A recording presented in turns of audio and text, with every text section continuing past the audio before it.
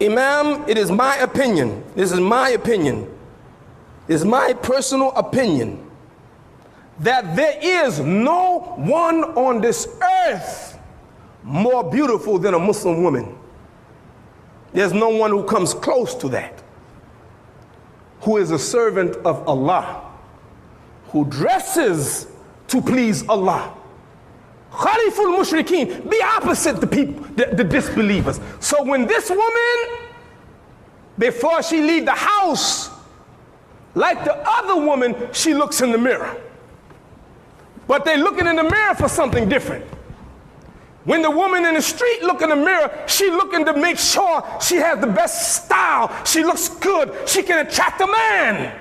But this woman, when she look in the mirror, she makes sure she's dressed appropriately. Make sure that Allah is pleased with her. Make sure she's covered. So when she go out in the street, that she covered to please Allah subhanahu wa ta'ala. If she does that, she's beautiful.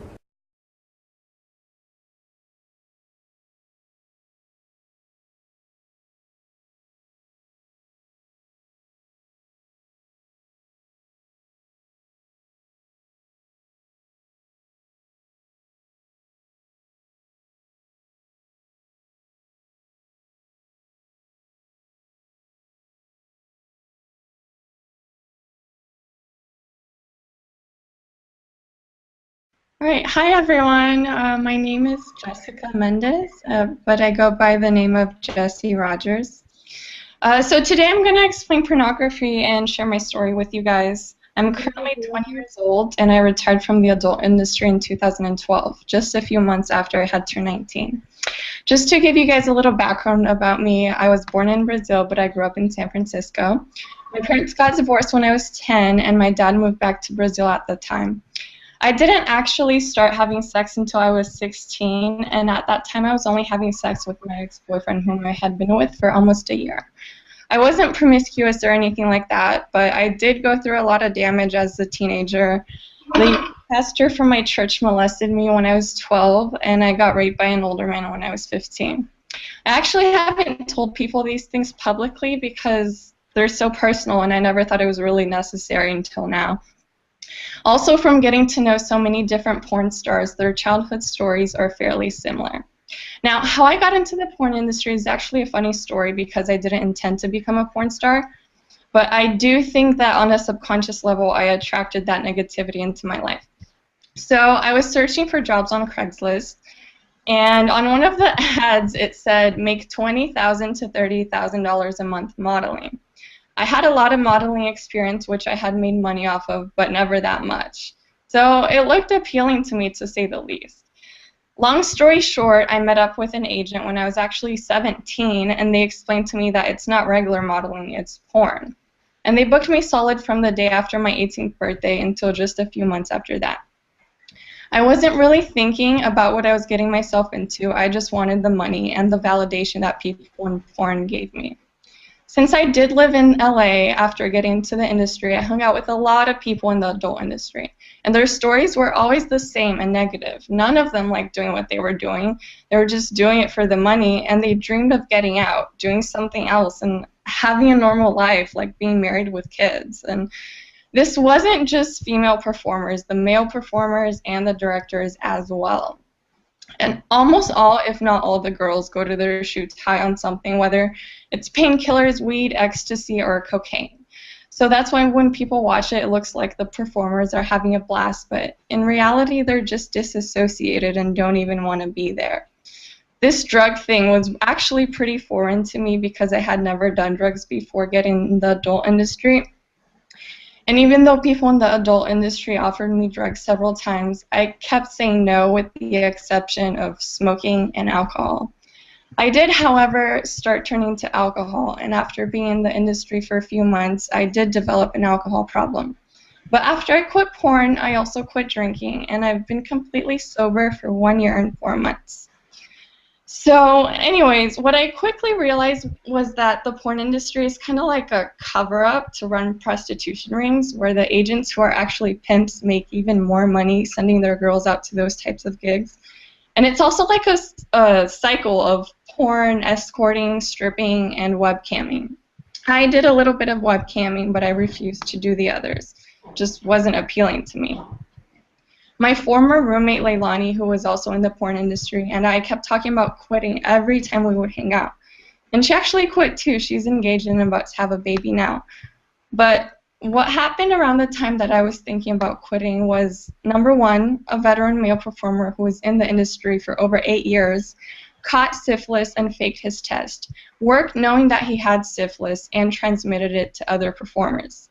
And two, I won't go into much detail about this because it was so traumatizing, but I was actually hanging out with another veteran male performer off camera who I knew was sadistic, but what he did to me the night that I woke up was I was definitely not expecting. Long story short, he kept beating me, banging my head on his wooden floor to the point where my face and my head was bleeding. He choked me out to the point of me passing out twice, and when he would stick my head in his toilet, he would not let me come up for air when I tried. So I thought I was going to die that night. Through the course of my porn career, I had to go to the emergency room several times. I had several instances where I would cry on set because things had been so painful, but none of them like this one, to the point where I would actually be woken up. As I drove home that night, I was so distressed from what had just happened, but I didn't feel bad for myself. What was really going on inside my head was, what the hell am I doing in this environment? If I died today, would I have done good for myself, for society, or for the world? Is this really how I want to be remembered? Why am I disrespecting my body and allowing others to disrespect me? And it was like the light bulb switched on in my head last night. I woke up, I decided to quit the industry and recreate my life, my identity, and the rest is history. A few months after I quit, I started getting messages on my YouTube channel from girls telling me they wanted to commit suicide. But after watching my videos and hearing my story, they said it helped them feel better and not go through with it. I also got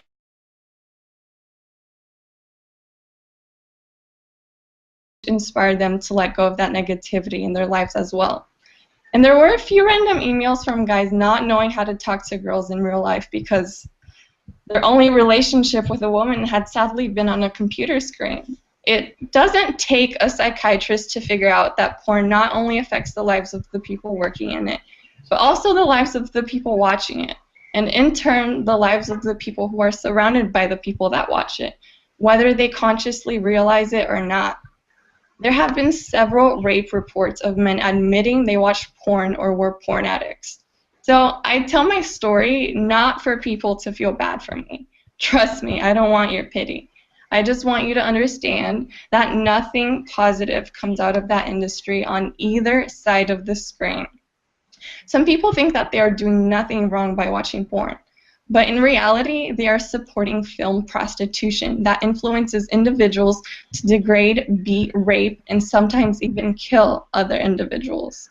I am thankful not only to be alive, and not only to be able to live the life that I want now, but simply to be alive, unlike ex-porn star Taylor Summers, rest in peace, who was killed during a BDSM shoot, and several other victims as well. It was also really hard for me to accept the fact that porn films I did will be forever on the internet. Everything I do on the internet, from live streaming video games on Twitch TV to vlogging on YouTube, I use the name Jessie Rogers because I didn't want my real name out there. But I had to accept the fact that companies are forever going to be marketing my films under that name. And using that name publicly is going to continue to attract the weirdos, I guess. So yesterday, I actually decided to change my name on all my social media accounts. The only reason why I actually keep them going and haven't deleted them, which I wanted to, is because I have such supportive, loyal, and loving followers who love me as a human being and want me to continue to be able to interact with them. So it's not easy. It's been a year and a half that I got out of the industry, and I was still waking up to companies tagging me in pictures saying things like Jessie Rogers with a big black cock, excuse my language, or angry masturbators, which I call them, who'd watch one of my scenes on a porn site, then think it's okay to call me names on my accounts, ignorantly unaware that I retired in 2012. It's annoying, and I'm definitely over it. I changed, and it was still haunting me. But the matter of the fact is that porn is not a fantasy. It's real human beings with feelings doing real acts. Thank you.